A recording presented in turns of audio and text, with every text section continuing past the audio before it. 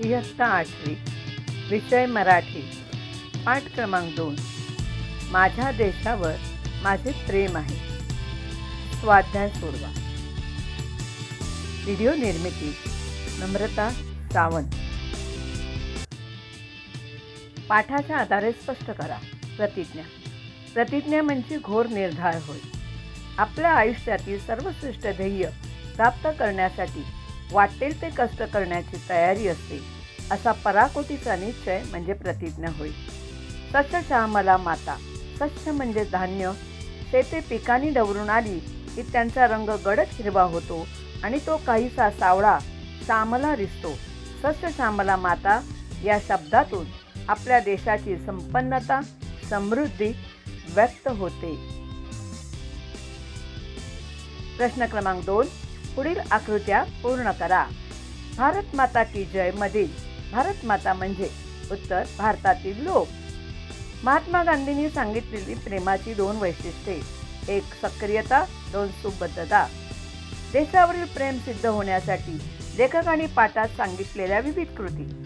1. नवनिर्माणासाठी रचनात्मक कार्य करणे. आपल्या पोटापलीकडे पाहायला शिकणे. हातात झाडू घेऊन गावची सफाई करणे. आपल्या कामाचा देशावर काय परिणाम होईल याचा विचार करणे. आता आपण पाहूया प्रश्न क्रमांक 3. खालील विचार कोणाचे आहेत ते लिहा. भारत माता म्हणजे भारतातील सर्व लोक. पंडित जवाहरलाल नेहरूंचे आहेत. प्रेम निष्क्रिय असूच शकत नाही. हे महात्मा गांधींचे विचार आहेत.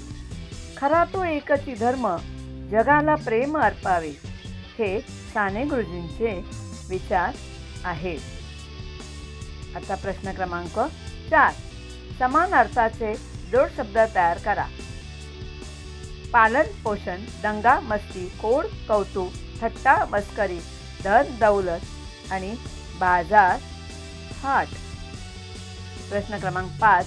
गटात न बसणारा शब्द ओळखा व तो गटात का बसत नाही यामागील कारण सांगा.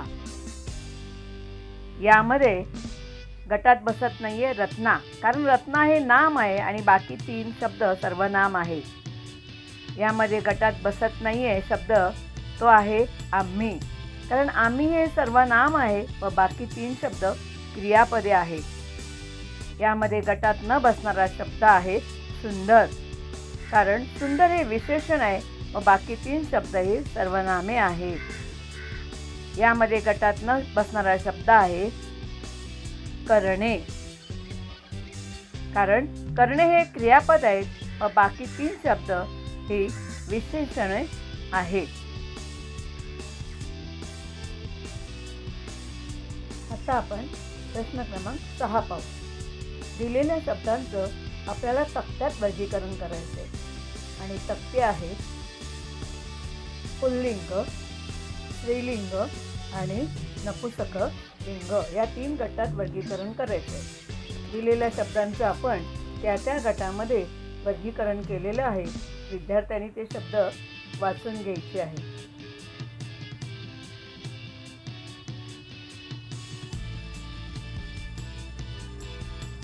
आता या प्रश्नाबाबत जरा स्पष्टीकरण आपण पाहूया. पुल्लिंग म्हणजे तो, स्त्रीलिंग म्हणजे ती, नपुंसक लिंग म्हणजे ते.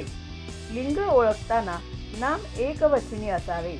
अनेकवचनी नाम असेल तर ते प्रथम एकवचनी करून घ्यावे. म्हणून आपण गावे तर गाव केलं, मुले तर मूल केलं. हे लक्षात ठेवायचं आहे विद्यार्थ्यांनी. खालील शब्दसमूहांचा वाक्यात उपयोग करा. गगनभेदी घोष करणे. भारताला स्वातंत्र्य मिळाले तेव्हा सर्व नागरिकांनी भारत माता की जय असा गगनभेदी घोष केला. रचनात्मक काम करणे. कर्मवीर भाऊराव पाटील यांनी शैक्षणिक क्षेत्रात रचनात्मक काम केले. 3. पोटापलीकडे पाहणे. मनाच्या निर्मळ आनंदासाठी प्रत्येकाने पोटापलीकडे पाहायला पाहिजे. कचाट्यात सापडणे. 10वी पास झाल्यावर शंकर सायन्स शाखा निवडावी की कला शाखा निवडावी या कचाट्यात सापडला. विद्यार्थी मित्रांनो, हे सगळे स्वाध्याय वहीत लिहून काढा बरं का.